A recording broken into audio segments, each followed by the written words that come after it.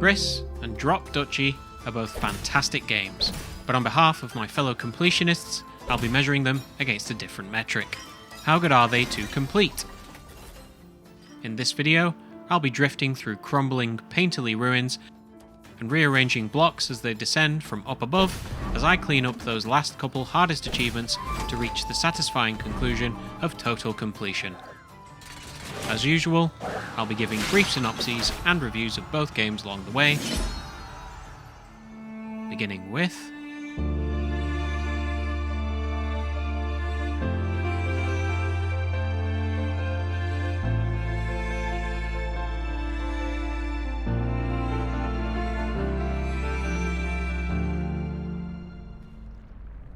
a voice stolen and world drained of colour by forces unseen, a young woman must find a way to repaint empty landscapes stretching for miles on end and learn to sing her song once again. Gris is a powerful, poignant experience exploring inner conflict and emotional growth. Over its very short runtime, each environment tasks the player with restoring a colour to the initially black and white barren wasteland by unlocking new abilities for a magical shape-shifting dress. These abilities are nothing you haven't seen before in the puzzle platforming genre, and to even call this game a puzzle platformer is quite generous considering the player spends the vast majority of their time walking. But my goodness, what a beautiful place to walk through. Each and every step gliding from one museum-worthy masterpiece to another.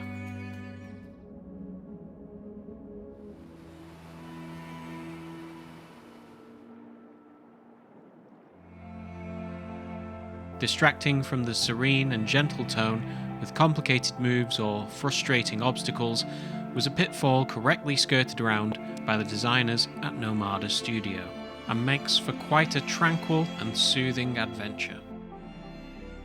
Somehow, the music composed by Berlinist Meet Sabar set so exceptionally high by the visuals on display, blending together sound and sight into some of the most wondrous and intriguing settings ever to grace the Steam Workshop.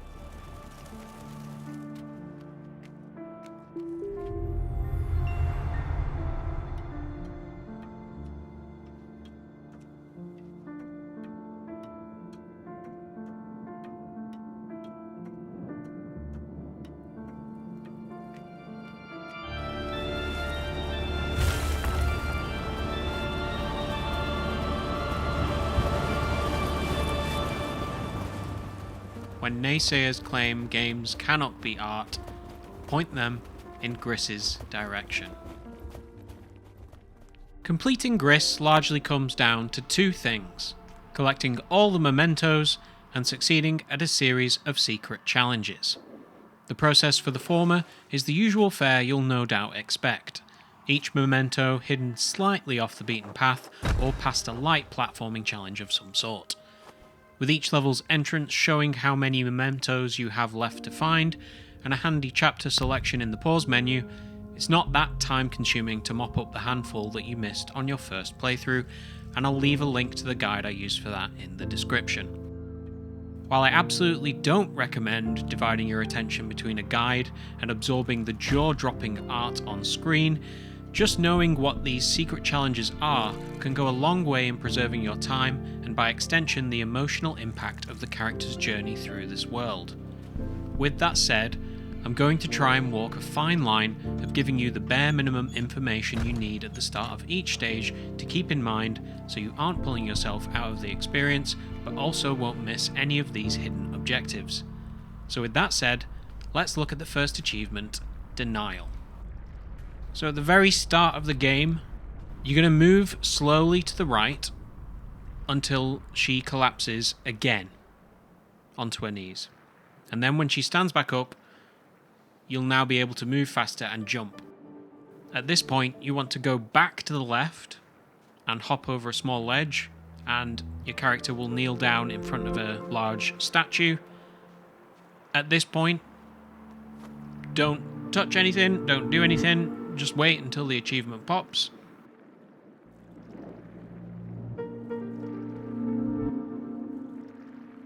and that's how you get denial. Next achievement we're looking at is Sandstorm. This is for avoiding the sandstorm. Basically, for the initial section of the red area, before you get to the temple, you need to not be knocked onto your feet and rolled around by the sandstorm. So, in all those sections between the safe areas, under cover of a ruin, you basically can't be caught out in the open. You then unlock the ability for the dress to become like a really heavy square shape, and then you have to do a couple brief sections where you have that ability as well without getting knocked over, but once you reach the temple, that should pop. The next achievement we're looking at is Anger. Once you've descended to the black and white area where the screen's sort of split in half, you need to break the 3 statues that you're able to stand on. Note that if you accidentally smash the ground or anything else other than the statues, that will trigger the cutscene and you will leave. So you need to be careful to make sure that you are stood stationary on these statues, do the smash, and do it on all 3. And that should hopefully just work fine. If you mess it up, you'll have to go back and select the correct stage and come back around again. So yeah, try not to mess that up. Next is Inuksuit. This is for destroying 14 rock statues that are hidden in the second section of the red area. It's a sort of cairn which has like a very wobbly pile of stones. They're always arranged in the same shape, and it looks particularly precarious. I think if your character runs past it, they wobble. So that's usually, that's going to indicate what you need to look for specifically. Most of them are on the direct path, but a couple are off to one side, so just make sure you're being really thorough. This is where I found the last one, so if the trophy doesn't pop at this point, it means you've missed one, and you just need to turn tail and go back and double check everywhere on the way between the temple and this point. Next up is Apples. This is for feeding the small forest creature 7 apples. We can break this up into 3 subsections. So 3 apples are in the first area. Sometimes they're on the ground, sometimes they're on trees. So just keep your eye out. They do stand out quite prominently. And you just need to do the slam move on the trees to drop the apples. Second subsection is inside the cave. There's a apple in here. And then outside the cave, there's a few more apples as well. Just note there's a stone bridge which your companion moves up onto without you. You just need to backtrack again so that you can grab that. And then just ahead of this, there's another pair of apples in amongst the trees. Then later on in the same stage, you're going to find this very beautiful statue. You don't even know that you'll have this ability later in the game, but you need to attempt to sing to the statue. So, circle button on controller. I played with controller, so I couldn't tell you what button it was with the keyboard. See what I mean about these being, really unclear? I don't know why you would know to do this, or why this is an achievement. Next up is Depression. So once you're underwater, there is the large sort of jar shape in the center of an area. So you want to go and do the 4 sections off to one side to collect the 4 stars. But do not go straight to the jar in the center. You want to instead carefully go around and head downwards into the darkness, and then off to the left is this statue hidden here, and you should just have this achievement pop once you've floated in front of the statue. Then after you go back and get the turtle to come and escort you down, you're going to get chased by an eel, and you need to avoid any eel bites. So there are 2 different bite attacks that it does. There's a very short, sharp bite that you can't avoid, but also isn't being tracked for this achievement. It's a little nip at the edge of your dress, and it doesn't count as being hit, so don't worry about those ones. The ones you do have to worry about are the ones where he has a massive wind-up. Your initial instinct might be to dodge this quite quickly, but it actually has a massive wind-up time. But his jaw does flinch just before he bites, and that is when you press the boost button. For me, that was X on the controller. That will avoid the bite. Once you've got this timing window down, the only real struggle here is sometimes some of the foreground environment features will disguise the animation. So, you just have to practice, get lucky, whatever it might be. It's also across 2 different sections, so after the first time it chases you, you aren't going to get the achievement yet. I think there's only 2 bites in that second section. Hopefully, once you've escaped, there is a bit of a delay, I believe, and then it pops. I think that's easily the hardest one of the bunch, just because if you mess it up, you have to go all the way back round through quite a lengthy section of the game. Just be patient and look for that little animation for you to press the boost button. Next up is Magic Fowls. This is for singing to the Magic Fowls in the last section of the game. There are 7 fowls for you to find in total. The first 2 you're going to automatically unlock when you sing for the first time, and that's going to give you a visual indication of what exactly you're looking for these fowls. I'm just doing the last one here so you can see where that one is. The other 4 are, well, all 5 of them are in the guide that I've linked for all the mementos, so I think it's easiest if you just use that to find the other 4. Don't worry if you go past the fowls without realizing the first time around. As long as you don't leave this hub area for this stage, you can always go back round both the left and right hand sides of the level to get them. And lastly, we've got Acceptance. So this is basically right at the end. If you go to the last chapter and then head up along the staircase of stars, you fall into a very black and white area reminiscent at the start of the game. There's a tomb with flowers growing around it that's quite prominent. You just need to walk up to it and sing to it.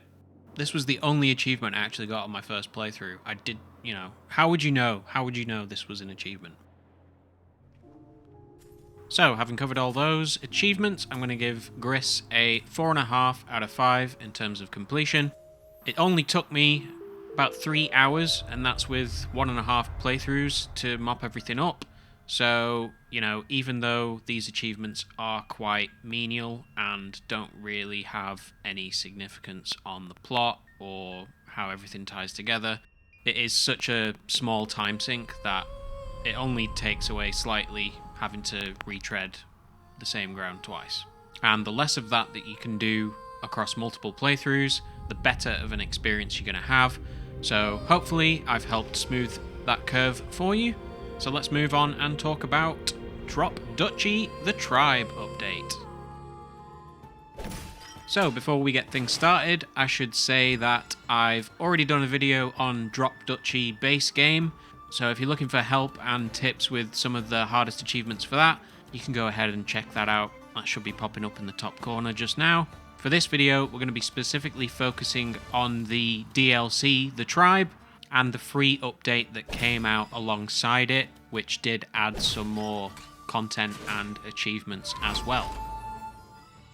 I'm very happy to report that since my initial video, there's been a dearth of new content added for free. This includes the constellations, which give the player a certain extra element of control during a run and more responsiveness to the way that they build their deck and synergies that they can play with. Got a handful more buildings and challenges to do, so that's just helping with further replayability. And then also they added 10 trials for you to complete, and with this most recent update, achievements for getting all 10. This immediately addresses a lot of my concerns that I had previously, where there were a couple achievements which took a lot longer than the others to do. So completing however many rounds it was and getting something like 10,000 stone in total, you're going to easily reach those criteria without having to just endlessly grind those. And then we've actually got the DLC itself. Adds a new faction, the Tribe, which has new mechanics to play with and discover. And honestly, everything about both this update and the additional new achievements to get are all perfectly feasible. The 10 trials are going to take a fair chunk of time, but all 10 of these do a magnificent job of testing the player's knowledge of the game and all the inter-synergies between all the different types of buildings, and then also the factors that you have to take in once the trials modifier is considered. So for example, I've shown footage of the trial which reduces the overall play space in each level. So you're going to be having a slight bias towards the buildings which have a smaller footprint, just because you literally can't fit as much into the grid as you normally can. Some of the builds that I made for tackling some of these trial runs were honestly hilarious. So it was great to get to properly delve into the absolute limits of what you can do in this game. There's no duds whatsoever. All 10 do this in their own way, and they're all an absolute joy to figure out for yourself. Sorry, I'm not providing any, guides or anything for how to beat each and every one, because I'd be robbing you of a tremendous experience, and it's the reason why I'm pushing the rating up for Drop Duchy from a 4.5 to a 5. That is despite the fact that this is DLC, which normally isn't a great thing, but because price of the DLC is so low, once you've played some of the base game and you're enjoying it and you want to go for that 100%, I don't think it's a significant ask to chuck a little extra in and get a whole extra faction. It's honestly brilliant. Top marks for the devs. There we go, 2 more games completed. Hopefully you found my videos somewhat useful for either demonstrating some new indie games to add to your collection, or if you were looking for those 100%s, then I've helped you tackle and pin down some of the hardest achievements for those. If you've enjoyed this video, thank you very much for making it all the way to the end, and if you'd like to, go ahead and click some of those feedback buttons for me. That'd be really helpful. Otherwise, you're going to see me next time for another couple games being completed, and yeah, look forward to that. Thanks again for watching.